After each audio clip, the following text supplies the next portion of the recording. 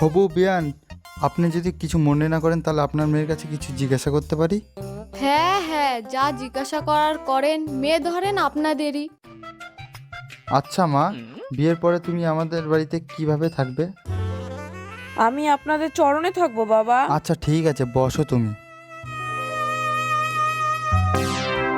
হুম।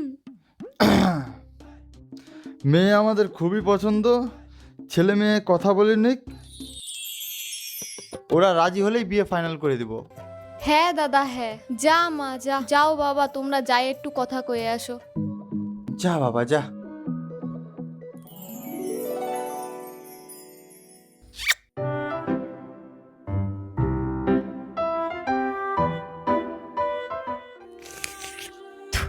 কি কব, তোমারে দেখতে এসেই